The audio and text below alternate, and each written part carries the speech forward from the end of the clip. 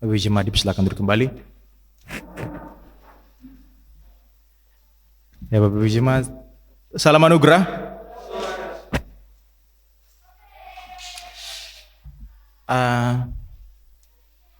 Kayaknya saya merasa lama sekali tidak khotbah karena beberapa minggu ke belakang kan entah pendeta, habis itu orang ada tamu, pendeta Nelson juga ketua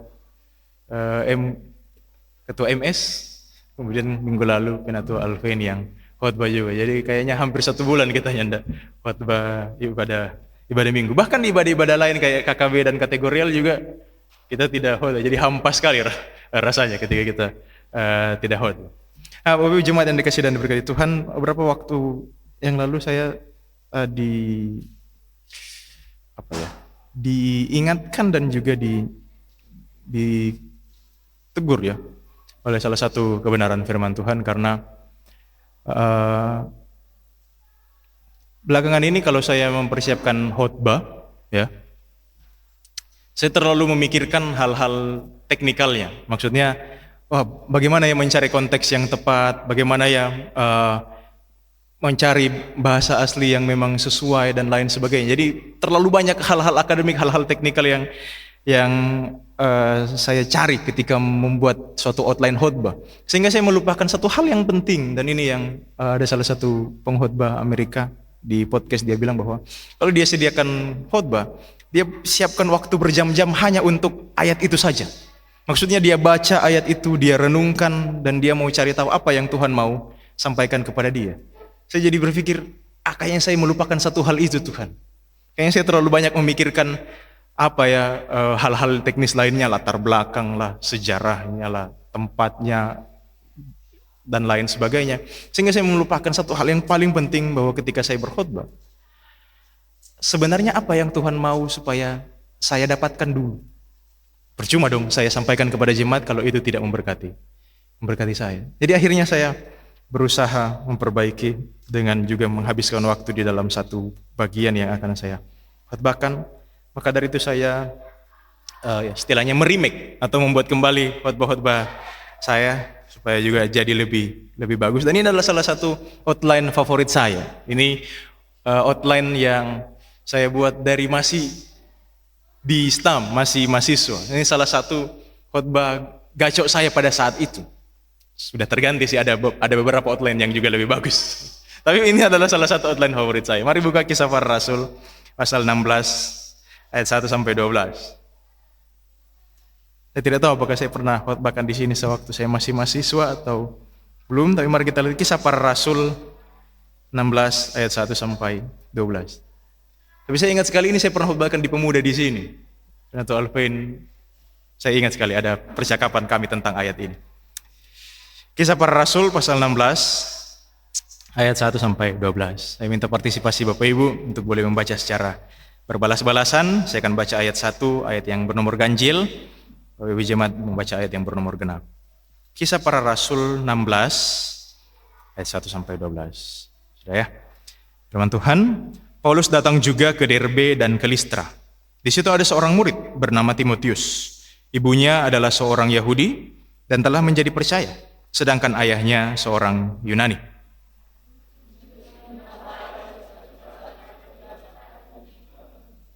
Dan Paulus mau supaya dia menyertainya dalam perjalanan. Paulus menyuruh menyunatkan dia karena orang-orang Yahudi di daerah itu, sebab setiap orang tahu bahwa bapaknya adalah orang Yunani.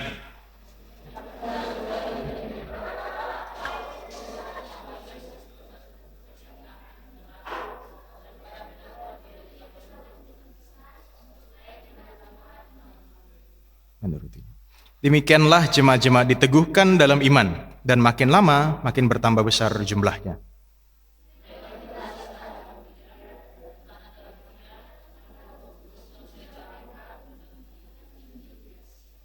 Dan setibanya di Misia, mereka mencoba masuk ke daerah Bitinia, tetapi Roh Yesus tidak mengizinkan mereka. Pada malam harinya tampaklah oleh Paulus suatu penglihatan. Ada seorang Makedonia, katanya, menyeberanglah kemari dan tolonglah kami.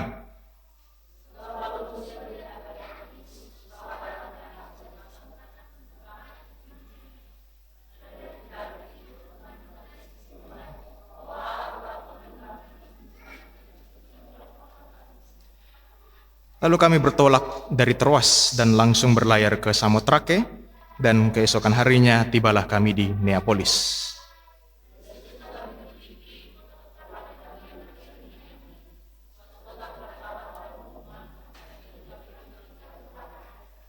Terima kasih.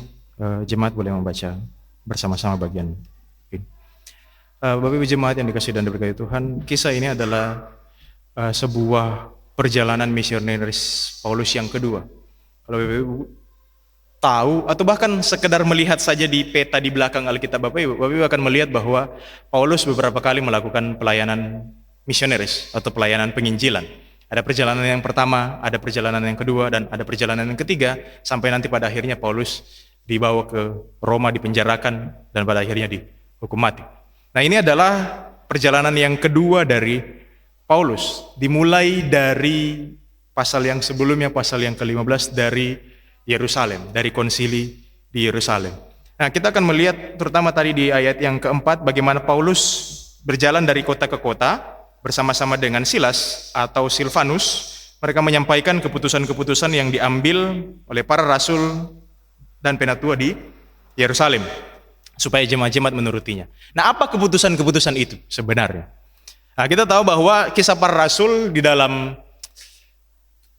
kronologi dispensasi, ini adalah sebuah jalan yang membukakan antara bangsa-bangsa lain dan juga bangsa-bangsa Israel. Misalnya bangsa-bangsa Israel sudah sementara berjalan ini dispensasinya.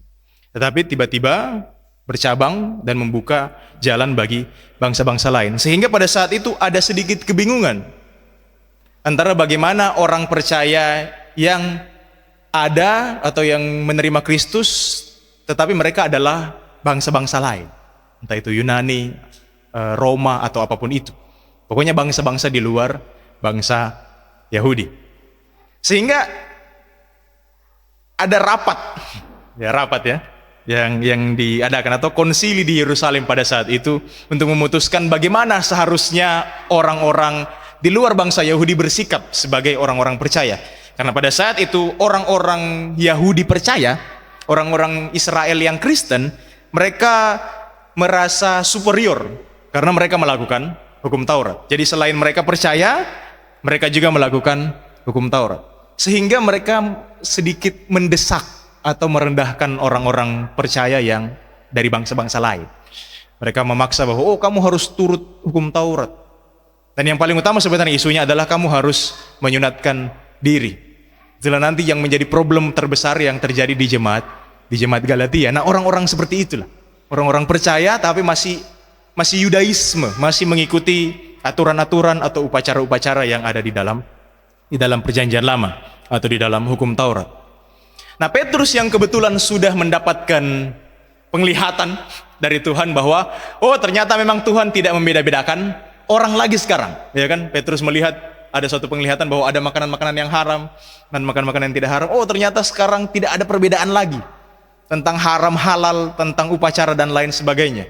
Sehingga Petrus mendukung pernyataan dari Paulus dan juga Barnabas pada saat di konsili Yerusalem. Sehingga keputusannya adalah tidak apa-apa.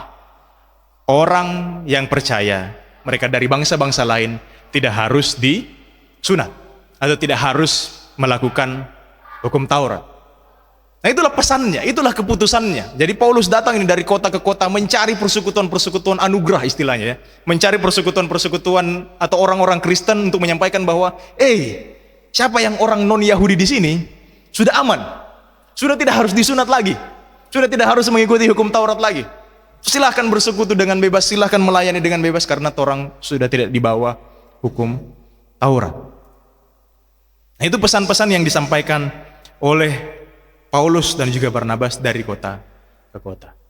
Nah, masalahnya Bapak Ibu, kita melihat ada sedikit persoalan di sini karena Paulus dan Barnabas agak banyak, sebenarnya sedikit sih. Saya rasa ini adalah sesuatu hal yang tidak perlu dipermasalahkan, tapi ada permasalahan dan saya rasa ini adalah bagian dari rencana Tuhan. Di perikop sebelumnya kalau Bapak Ibu lihat di pasal 16 ada perikopnya saja ditulis perselisihan antara Paulus dan Barnabas. Singkatnya, pada saat itu ada seorang murid namanya Yohanes Markus. Yohanes Markus Ini murid tapi ya angin-anginan lah hidupnya. Sehingga pada saat Paulus dan Barnabas pelayanan di Pamfilia, Yohanes Markus karena melihat penderitaan dan juga pergumulan yang dialami oleh Paulus dan Barnabas, Yohanes Markus lari meninggalkan Paulus dan Barnabas. Barnabas mau memanggil kembali si Yohanes Markus ini, bilang, "Mari Jo, Markus, torang pelayanan lagi bersama-sama." Paulus bilang, "Saya tidak mau terima ini orang yang sudah lari dari pelayanan. Saya tidak mau bersama-sama dengan orang yang meninggalkan kami di pelayanan. Ya sudah, kalau Barnabas kamu membawa dia, bawa Jo dia. Saya akan punya atau membuat tim pelayanan atau tim misinya sendiri." Pada akhirnya Paulus membawa Silas, dan juga di ayat yang kita baca tadi dia membawa Timotius. Nah, di bagian yang pertama ini Bapak Ibu, ayat 1 sampai ayat yang ketiga, kita akan melihat bagaimana panggilan sebuah pemuritan. Satu hal yang penting Bapak Ibu dalam penginjilan adalah yang tidak perlu atau yang tidak bisa kita lupakan adalah pemuridan. Karena kalau kita hanya sekedar memberitakan Injil, tentu itu bagus. Kalau mereka percaya, mereka terima Tuhan Yesus, tentu itu sangat-sangat bagus. Tetapi orang perlu dimuridkan. Itulah kenapa ada pos PA, itulah kenapa ada kelas Alkitab Minggu, itulah kenapa ada persekutuan-persekutuan doa. Karena orang yang percaya, orang yang sudah menerima Kristus harus dimuridkan. Di sini Timotius juga dimuridkan oleh Paulus. Saya yakin dan percaya, dan tidak semua sih, ada beberapa teolog yang juga setuju bahwa Timotius ini juga dimenangkan oleh Paulus di dalam perjalanan misi yang pertama. Jadi ini kan perjalanan misi Paulus yang kedua. Tetapi yang pertama, Paulus sudah pernah ke Listra, dan di perjalanan itu mereka memenangkan Timotius. Kita bisa lihat dari ayat-ayatnya ketika Paulus menulis surat kepada Timotius, ya kan, "Timotius, anakku yang kekasih." Tentu ini tidak secara biologis, tetapi anak secara rohani. Jadi kita dapat melihat bahwa Paulus pertama-tama memenangkan Timotius. Tentu karena memang dari awal Timotius juga sudah dididik oleh firman Tuhan oleh mamanya dan juga neneknya. Tetapi Paulus yang memenangkan Timotius. Tapi Paulus tidak hanya berhenti sampai bahwa, oh ya sudah, yang penting Timotius percaya. Yang penting Timotius lahir baru. Paulus tidak berhenti sampai di situ. Paulus mencari Timotius dan memuridkan Timotius. Dan Bapak Ibu, ini adalah sebuah harga yang cukup mahal Bapak Ibu. Karena kalau Bapak Ibu perhatikan, tempat mereka datang adalah Derbe dan juga Listra. Di Listra Paulus bertemu dengan Timotius. Kalau Bapak Ibu kembali di pasal ke-14, perjalanan Paulus yang pertama. Di Listra Paulus hampir mati. Bapak bisa baca itu di pasal 14 di bagian-bagian terakhir. Paulus dilempari batu dan orang-orang itu membawa Paulus keluar pintu gerbang karena mengira Paulus sudah mati. Pada saat itu orang-orang percaya yang ada di Listra mengelilingi Paulus, kemudian tiba-tiba Paulus bangkit. Saya percaya itulah mujizat Tuhan. Mereka mendoakan Paulus dan Paulus jadi kuat kembali dan melayani kembali. Tapi perhatikan Bapak Ibu, di Listra Paulus hampir mati. Dirajam dengan batu. Tapi di perjalanan yang kedua, demi mencari Timotius, demi memuridkan Timotius, demi memanggil Timotius untuk ikut dalam perjalanan misinya, Paulus kembali lagi ke tempat di mana dia hampir mati. Ini adalah sebuah harga yang tentu mahal untuk dibayar Bapak, karena bisa saja mungkin Paulus pakai tudung. Mungkin kalau pada saat itu sudah ada masker, dia pakai masker supaya tidak kelihatan oleh orang-orang itu kan. Jangan sampai dia masuk baru masuk di Listra sudah dilempar lagi dengan batu. Belum ketemu Timotius sudah masuk rumah sakit istilahnya. Tapi Paulus tidak takut. Paulus tidak takut karena dia tahu yang dia lakukan adalah sesuatu yang dikehendaki Tuhan. Tentu panggilan tertinggi kita adalah, tadi Pak Manuel juga sudah kutipkan, bahwa celakalah aku jika aku tidak memberitakan Injil. Atau panggilan tertinggi kita sebagai orang-orang percaya di masa dispensasi ini adalah 1, 2, 3 Timotius 1 Timotius 2 ayat 3 dan 4, ya kan? Tapi sekali lagi saya suka sekali dengan ayat amanat agung, karena sekali lagi bukan soal baptisnya, tapi soal memuridkannya. Dan Paulus tahu betul bahwa memuridkan orang, terutama anak muda yang potensial, Itu penting sekali. Karena coba perhatikan Bapak. Di sana ada seorang murid bernama Timotius. Kita sudah tahu latar belakangnya. Ibunya seorang Yahudi, bapaknya orang Yunani. Jadi dia blasteran. Kalau pada masa-masa Yesus, mereka akan disebut sebagai orang Samaria. Karena mereka campuran antara Yahudi dan juga dari bangsa-bangsa lain. Dalam hal ini mereka atau bapaknya Timotius adalah orang Yunani. Tapi perhatikan, Timotius ini dikenal baik oleh saudara-saudara di Listra dan di Ikonium. Jadi Timotius ini sudah lahir baru, tapi punya reputasi yang bagus. Ya. Orang-orang atau para teolog beranggapan bahwa Timotius pada saat itu umur 15 tahun mungkin, pokoknya masih di bawah 20 tahun lah, belasan-belasan yang masih sangat muda. Tetapi di usia yang belasan itu, dia sudah punya reputasi yang cukup bagus. Dia dikenal baik. Hingga Paulus tahu bahwa wah ini sudah siap untuk dimuridkan. Dia sudah siap untuk dibawa di dalam pelayanan. Satu hal yang penting adalah Paulus menyuruh Timotius untuk disunat. Sebentar. Katanya tadi di awal keputusan dari konsili Yerusalem bahwa tidak apa-apa. Tidak usah disunat lagi orang yang percaya. Lah kenapa di sini Paulus menyuruh untuk menyunatkan Timotius?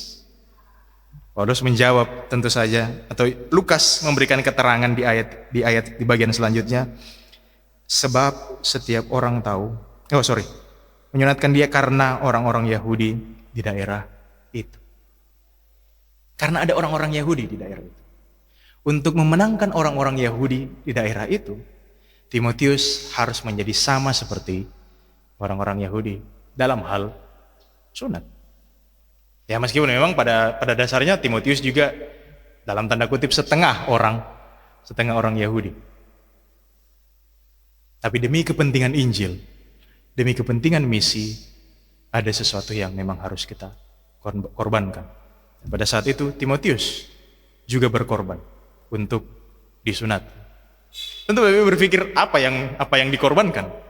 hanya sunat ya kan, kita berpikir. Tapi pada saat itu Bapak Ibu, medis kan tidak secanggih sekarang ya. Kita tahu bahwa di masa sekarang pun ada orang-orang yang di suku-suku. Saya minta maaf Ibu, saya membayangkannya agak ngilu karena ada yang disunat pakai bambu. Memang bambu dikasih tajam kemudian. Saya Bapak Ibu, karena tinggal di daerah, saya rasa saya sama seperti Timotius.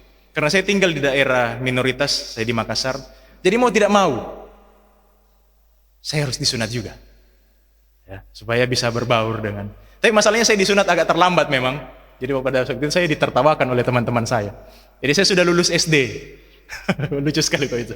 Jadi kita sudah lulus SD ini, sudah selesai ujian nasional. Tapi belum masuk SMP, pokoknya libur antara SD ke SMP. Saya lagi dulu ini cerita-cerita sama teman-teman saya kan. Mama saya datang tiba-tiba, tidak ada info apa-apa ini. Dia bilang, "Gibe, pulang. Kau mau disunat." Tiba-tiba ini tidak ada pemberitahuan apa-apa. Saya pulang, dokternya sudah di rumah, jadi bukan ke rumah sakit, dokternya yang datang ke rumah. Jadi saya disunat sementara nonton SpongeBob. Saya ingat sekali pada saat itu. Tidak sakit memang karena pada saat itu sudah lumayan. Sekarang sudah lumayan sekali. So pakai laser ya toh, so aman. Tapi pada saat itu Bapak Ibu, coba bayangkan Timotius harus disunat demi kepentingan Injil, demi kepentingan misi. Dia harus berkorban. Dan memang begitu pelayanan Bapak Ibu. Harus ada yang kita korbankan demi pelayanan, demi pemberitaan Injil, dan demi misi. Paulus berkorban pergi ke tempat di mana dia hampir mati. Timotius juga berkorban karena dia harus disunat juga untuk kepentingan pemberitaan Injil. Jadi perhatikan Bapak Ibu bahwa panggilan untuk pemuridan begitu keras di dalam setiap bagian Alkitab, terutama bagi pelayanan Paulus. Ada banyak sekali anak-anak muda yang dimuridkan oleh Paulus. Timotius, Titus, Onesiferus, itu adalah orang-orang yang dilayani oleh Paulus, dimuridkan supaya mereka melayani dengan setia. Bahkan pada saat akhir pun Kita melihat tadi ada perselisihan antara Paulus dan Barnabas tentang Yohanes Markus. Tapi pada akhirnya Paulus bilang kan kepada Timotius, Timotius, kalau kamu ketemu Yohanes Markus, panggil dia kemari karena pelayanannya penting bagi. Pada akhirnya Paulus memaafkan si Markus ini dan memuridkan dia kembali, mendidik dia supaya dia melayani dengan setia. Kita Bapak Ibu, juga saya yakin kita semua adalah hasil-hasil pemuridan. Saya bahkan dimuridkan Bapak Ibu sebelum saya lahir baru. Jadi ada beberapa tentu hamba-hamba Tuhan di pelayanan kami di Makassar. Saya ingat almarhum Pendeta Yan Worun tuh sering sekali PA di rumah kami dengan Vespanya. Memang Vespa yang mau bilang Vespa butut, memang Vespa butut kasihan. Jadi dia seorang rambut putih dengan ibu kasihan pada saat itu, tapi masih melayani kami dari Rama, Jalan Dirgantara jauh sekali sampai ke rumah kami di Sudiang. Kami dimuridkan dengan, saya ingat sekali dari pelayanan itu saya hafal dispensasi. Belum lahir baru, Marso hafal dispensasi karena dilayani terus oleh Pendeta Yan Worun untuk bersama dengan ibu. Saya belum lahir baru pada saat itu, pada akhirnya Pendeta Musa juga menggantikan almarhum Pendeta Yan Worun di gereja Rama. Pada saat itu Pendeta Musa dorong saya terus untuk pergi ke Manado, masuk staff. Tapi pada saat itu saya masih SMP. Jadi dia bilang, nanti kalau lulus SMP ke Manado aja, nanti pendeta yang biayai. Setelah saya pikir-pikir ternyata dia suruh masuk di SMTK.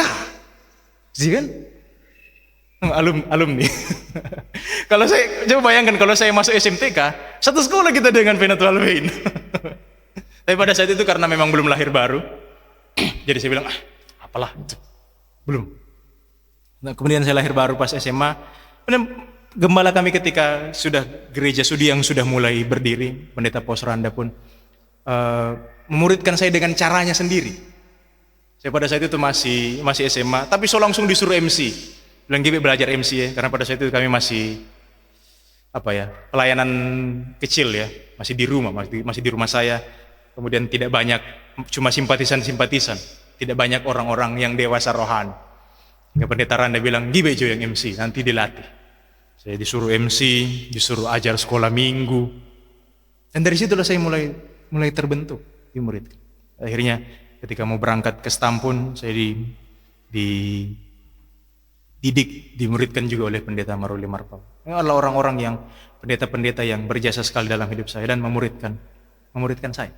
Dan saya bersyukur saya bisa jadi seperti ini karena ada hamba-hamba Tuhan, ada orang-orang yang terus melayani Tuhan, tidak hanya sekedar memberitakan Injil, tapi juga memuridkan.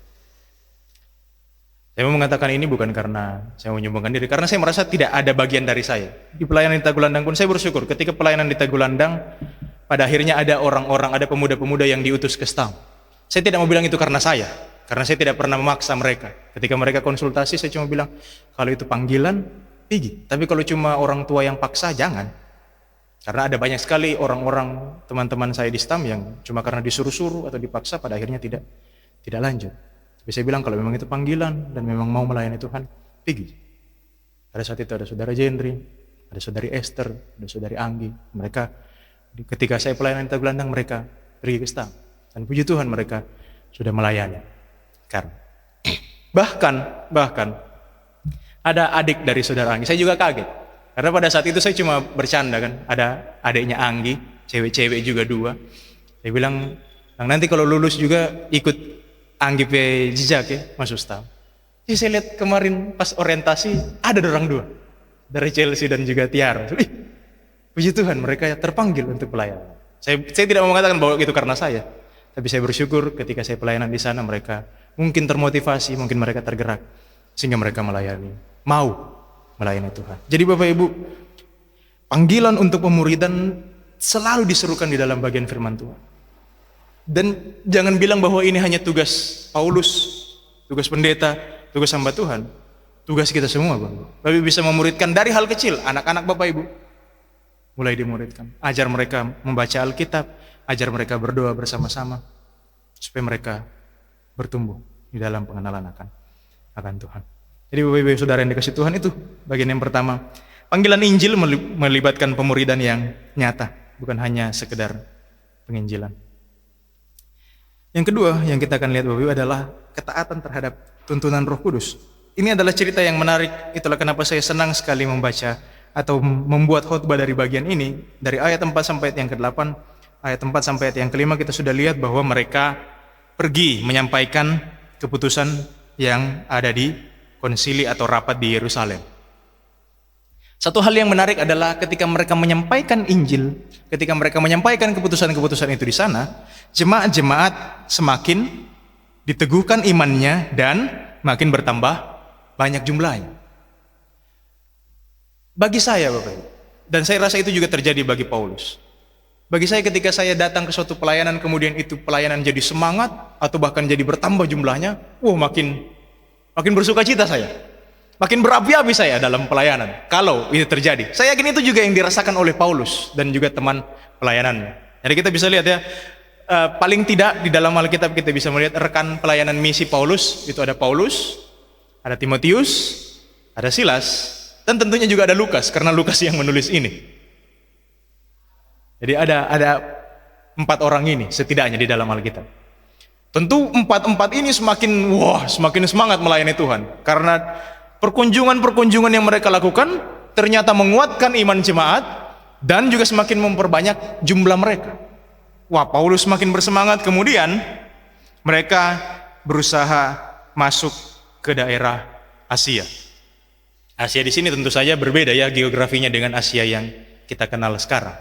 Pada saat itu Asia kecil, mungkin kalau di zaman modern sekarang itu kita bisa kenal dengan Turki yang sekarang itu daerah itu, Asia kecil. Nah, Paulus dan tim pelayanannya berusaha masuk karena mereka melihat, kota-kota yang sudah kami kunjungi makin dikuatkan, makin diteguhkan, makin bertambah banyak jumlahnya. Kalau kami pergi ini ke daerah Asia ini, makin banyak juga orang yang menjadi percaya. Makin kuatlah mereka juga. Itu rencana Paulus. Itu rencana Paulus bersama dengan teman pelayanannya. Tapi perhatikan apa yang dikatakan di ayat yang ke-6. Mereka bukan malah masuk ke Asia kecil, tapi mereka malah lewat ke tanah Frigia dan tanah Galatia. Kenapa? Karena Roh Kudus mencegah mereka memberitakan Injil di Asia. Bapak Ibu, kenapa? Kenapa kira-kira? Saya tanya. Memberitakan Injil sesuatu yang bagus tidak? Bagus tuh. Itu kan sesuatu yang disuruh juga oleh Tuhan sendiri. Itu yang disuruh oleh Alkitab. Tetapi yang menghalang mereka bukan preman-preman, bukan orang-orang Yahudi, bukan ahli-ahli Farisi. Tapi yang menghalangi mereka memberitakan Injil di Asia adalah Roh Kudus. Kenapa? Apa alasannya? Bapak Ibu, kenapa kira-kira? Menarik kan? Roh Kudus sendiri yang melarang mereka jangan memberitakan Injil di Asia. Selanjutnya Paulus tidak menyerah. Di ayat yang ke-7, dan setibanya di Misia, mereka mencoba masuk ke daerah Bitinia. Tetapi apa? Roh Yesus tidak mengizinkan mereka. 2 kali dilarang memberitakan Injil di 2 tempat yang berbeda. Apa yang salah? Bapak Ibu, perhatikan, ini pribadi Tritunggal loh ini yang menghalangi Paulus. Yang menghalangi Paulus Bapak Ibu, untuk memberitakan Injil. Kenapa? Apa alasannya Bapak Ibu? Kita tidak akan mencari apa alasannya karena tentu kita tidak tahu apa alasannya. Tuhan punya kedaulatannya sendiri. Tapi satu hal yang bisa kita lihat di sini, Bapak Ibu, seringkali apa yang kita pikirkan baik, apa yang kita rencanakan, dan kita pikir itu adalah sesuatu yang sudah matang, terkadang itu tidak sesuai dengan rencananya Tuhan. Terkadang itu bukan sesuatu yang Tuhan ingini. Bahkan bukan terkadang, seringkali kita sebagai manusia, karena kita berpikir kita tahu apa yang kita perlukan, kita tahu apa yang baik bagi kita, kita berpikir bahwa kita bisa mengatur rancangan hidup kita sesuai dengan apa yang kita mau. Dan kita berpikir, toh ini baik, pasti Tuhan kehendaki. Seringkali kita berpikir seperti itu. Tapi Tuhan punya rencana yang berbeda bagi kehidupan kita. Tuhan punya kehendak yang berbeda atas kehidupan kita masing-masing. Termasuk dalam pemberitaan Injil. Mungkin Paulus berpikir tidak ada yang salah dari pemberitaan Injil. Ini adalah sesuatu yang bagus. Buktinya kota-kota sebelumnya kami datangi, mereka punya banyak sekali orang-orang yang dikuatkan. Banyak sekali orang-orang yang dimenangkan karena Injil. Kenapa ke Asia dan ke Bitinia dilarang? Apa maksudnya Tuhan? Bapak Ibu, pintu yang tertutup tidak berarti Allah tidak bekerja dalam kehidupan kita. Tentu kata-kata itu tidak dalam Alkitab sebenarnya, tapi dari ayat ini kita bisa melihat bahwa ya memang seperti itu. Terkadang satu atau dua pintu yang ditutup oleh Allah malah menuntun kita ke jalan yang lebih baik, lebih benar, lebih mulia. Dan satu hal yang luar biasa dari Paulus di sini adalah karena dia tidak menyerah. Karena seringkali kan kadang-kadang kita mudah menyerah kan. Kadang satu pintu yang tertutup atau satu rencana kita gagal, kita merasa bahwa kayaknya sudah jelas, nggak usah jalan lagi. Tapi Paulus bersyukur karena dia tidak menyerah. Saya yakin di dalam perjalanannya dia selalu berdoa kepada Tuhan dan bertanya, Tuhan, apa maksudnya ini? Saya yakin itu yang selalu Paulus tanyakan di dalam perjalanannya. Karena dia tahu bahwa tidak mungkin Allah menutup satu pintu pelayanan tanpa alasan. Tidak mungkin. Sehingga Paulus berusaha mencari dan mengerti apa kehendak Tuhan. Apa yang Tuhan mau di dalam bagian rencananya. Karena sama seperti yang Pendeta Tony khotbahkan hari Kamis kemarin. Iya. Bahwa terkadang Tuhan memang menghalangi kita, terkadang untuk melindungi kita, ya kan? Kalau dalam konteks apa yang Pendeta Tony saksikan, kadang gara terlambat naik oto, karena ternyata itu mobil akan kecelakaan. Nah, Tuhan kadang-kadang melindungi kita dari hal-hal seperti itu, seringkali bahkan. Tapi terkadang juga kalau Tuhan menghalangi satu hal yang ingin kita lakukan atau hal yang kita rencanakan, mungkin untuk menunjukkan ini loh kehendak Tuhan.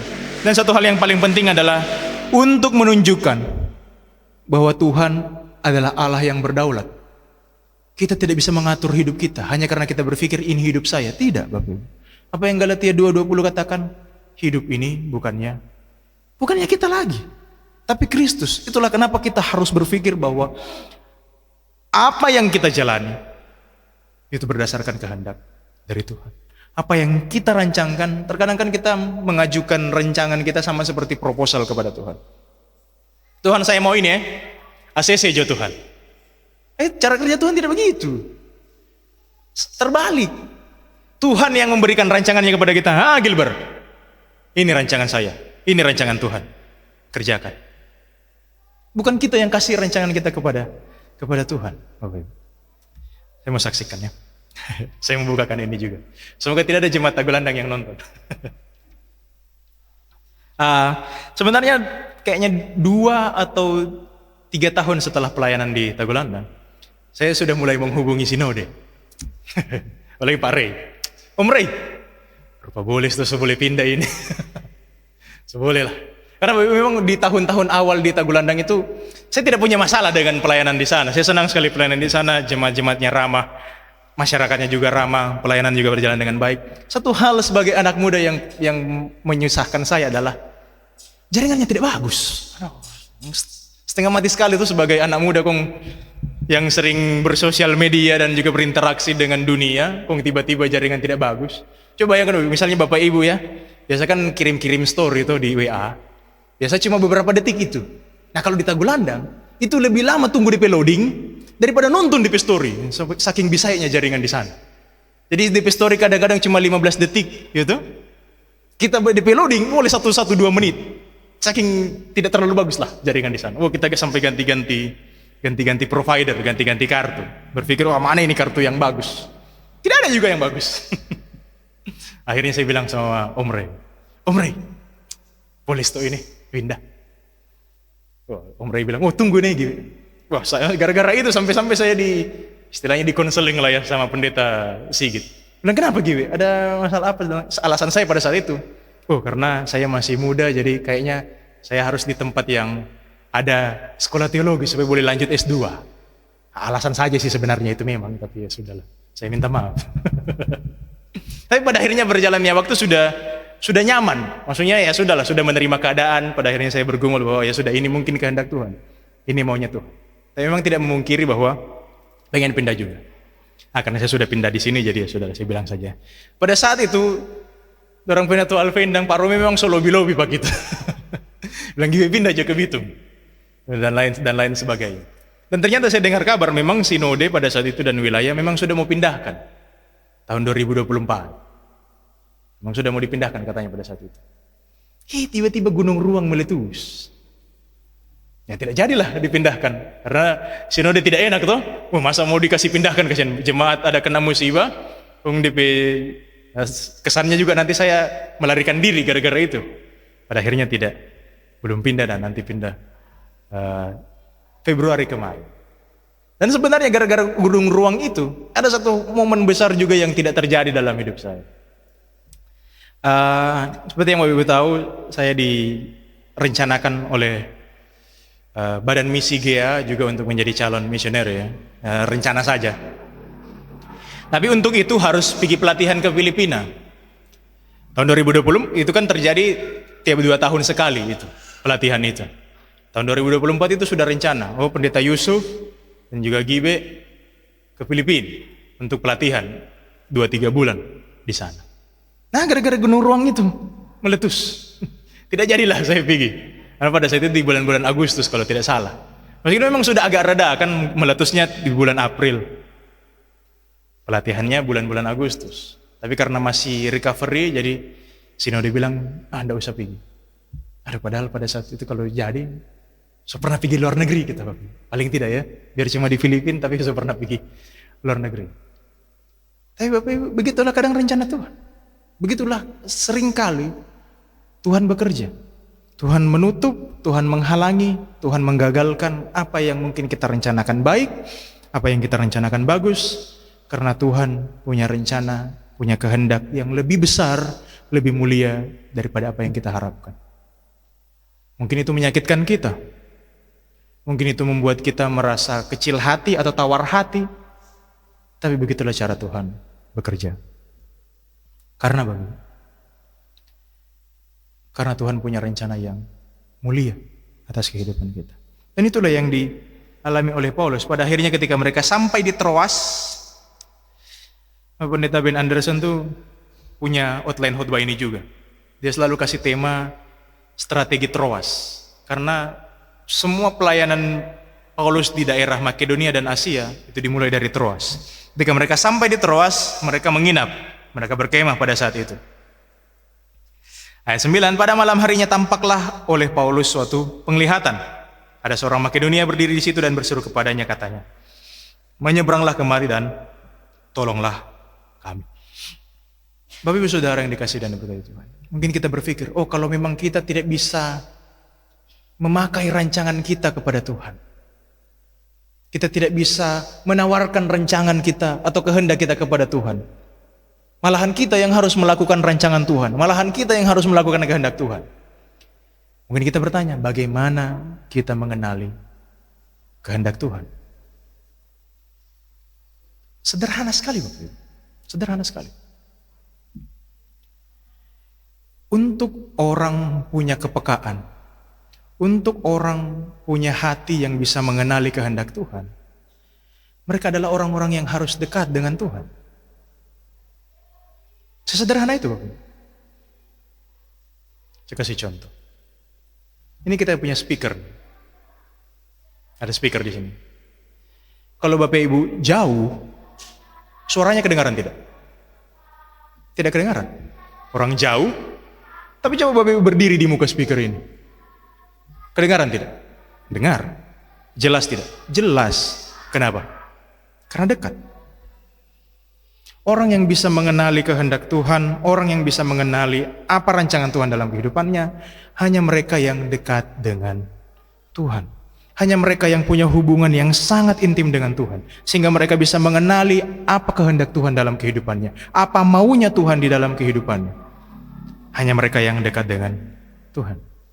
Saya yakin dan percaya Paulus mendapatkan penglihatan itu karena dia sangat-sangat dekat dengan Tuhan, sehingga dia mengerti, oh ini kok Tuhan mau. Bukan ke Asia, bukan ke Bitinia, mulai dari Makedonia. Kita perlu kepekaan ini Bapak Ibu. Kepekaan akan kehendak Tuhan, kepekaan akan suara Tuhan.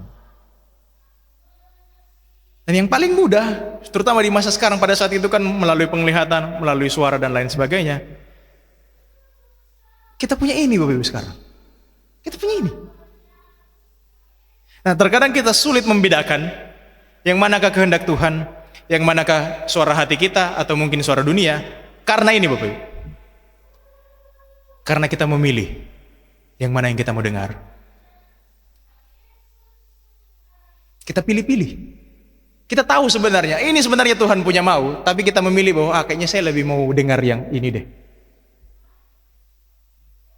Kita tidak bisa mengenali kehendak Tuhan Bapak Ibu kalau kita milih yang mana yang kita mau dengar. Bapak Ibu, ketika saya ditawarkan untuk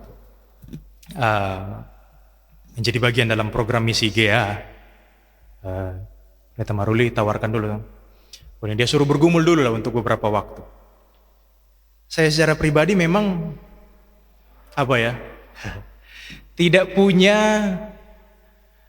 panggilan spesifik. Tapi bisa paham. Maksudnya kan di dalam pelayanan ini kita punya banyak spektrum untuk bisa kita masuki. Bisa jadi gembala seperti sekarang. Bisa jadi pengajar, dosen, seperti Bapak Pendeta Tony. Atau bisa menjadi pelayanan misi, seperti Pendeta Ben, Pendeta James Bermejo, dan lain sebagainya. Atau mungkin cuma hanya sekedar jadi pengkhotbah. Ada banyak kan, terutama di gereja-gereja karismatik, ada yang mereka bukan gembala, mereka bukan misioneri, mereka bukan dosen, tapi pengkhotbah saja. Memang jago berkhotbah dan karunianya di situ. Nah, saya secara pribadi selalu bergumul untuk yang mana Tuhan? Yang mana visinya Tuhan? Yang mana kehendaknya Tuhan bagi saya? Mana-mana sih. Tapi memang saya rasa panggilan tertinggi dan yang sulit, saya tidak mau bilang tertinggi karena seakan-akan ada tingkatan. Tapi bagi saya yang tersulit memang untuk menjadi misionaris, karena jauh dari keluarga, jauh dari negara yang dikenal, dan pergi memang ke tempat yang jauh dan melakukan pelayanan misi. Sehingga ketika diberikan tawaran itu, saya bergumul untuk Tuhan. Saya berdoa. Tidak sampai berpuasa sih, karena orangnya suka makan, jadi sulit untuk berpuasa. Tapi saya bergumul. Hasilnya Bapak Ibu, tidak ada apa-apa. Tuhan tidak menunjukkan apa-apa, maksudnya Tuhan tidak mencondongkan ke arah mana, pokoknya tidak ada. Sehingga pada akhirnya saya berdoa kepada Tuhan, Tuhan ya sudah, saya maju saja. Kalau memang tidak jadi, seperti Tuhan bilang, ya sudah, pelayanan di dalam negeri saja.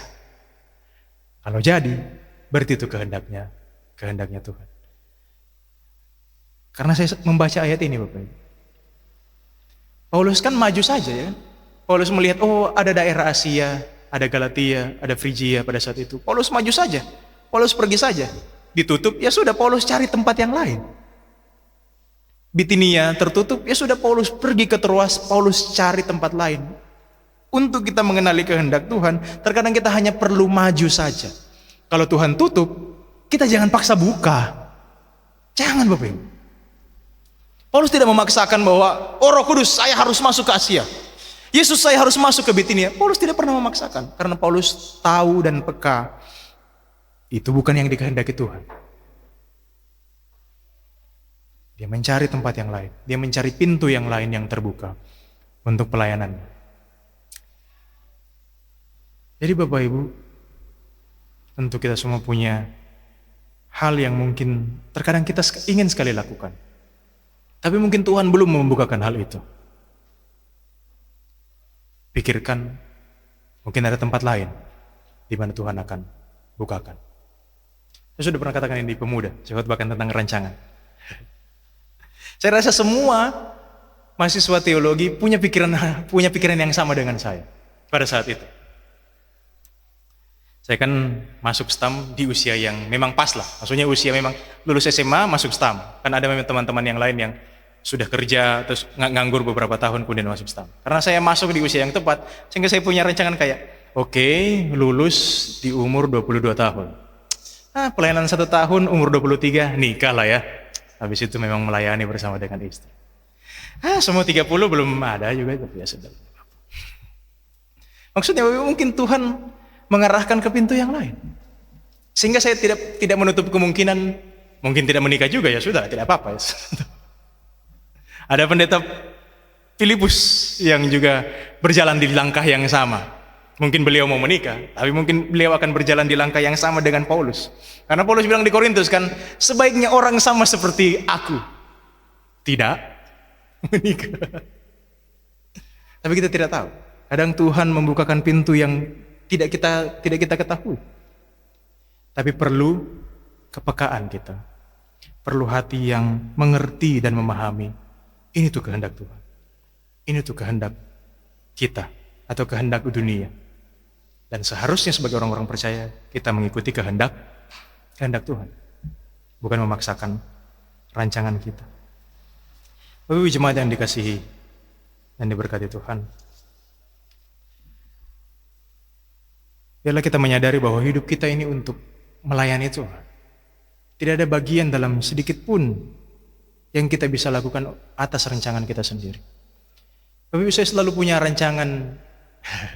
saya buka saja. Saya punya rancangan. Tadi kan saya bilang kalau jadi gembala atau pengajar atau misionaris, saya sudah punya rancangan-rancangannya itu. Kalau yang jadi gembala sudah saya ceritakan ya, karena sekarang saya dalam posisi ini. Kalau jadi dosen misalnya, mungkin saya bayangkan, mungkin kalau saya jadi dosen, entah itu mungkin di STAM, kayaknya saya akan ya tinggal di daerah Manado Jos, supaya daerah pusat kota, terus saya pikir-pikir begitu. Mungkin cari istri yang tenaga medis ya. Kalau dapat dokter puji Tuhan, kalau dapat perawat ya sudahlah, ya, supaya melengkapi. Itu saya punya rencana itu. Kalau jadi misionaris, ini kalau jadi misionaris. Kalau tidak dapat pasangan sebelum ke luar negeri, ya sudahlah cari istri orang luar negeri saja lah ya sudah, puji Tuhan. Itu tuh rancangan-rancangan saya itu. Tapi saya tidak akan memberikan kepada Tuhan karena bukan begitu sekali lagi cara kerja Tuhan. Tuhanlah yang punya rancangan dan sayalah yang harus melakukan. Saya sebagai hamba, kita sebagai hamba, kita harus turut tunduk atas kehendak Tuhan. Bukan mencari keinginan kita, tapi mencari keinginan Tuhan. Kiranya firman Tuhan ini boleh memberkati kita. Mari berdoa. Kami ucap syukur Tuhan untuk melihat bagian firman-Mu, dan kami bersyukur karena punya Allah yang memanggil kami untuk melayani Tuhan. Kami dipanggil bukan hanya untuk memberitakan Injil, bukan hanya sampai orang memiliki pengetahuan akan kebenaran, tapi sampai mereka dimuridkan, sampai mereka bahkan bisa melayani Tuhan dengan mandiri. Ajar kami Tuhan, didik kami, berikan kami keberanian untuk memberitakan Injil, tapi juga berikan kami kemampuan untuk bisa memuridkan orang-orang yang sudah kami Injili.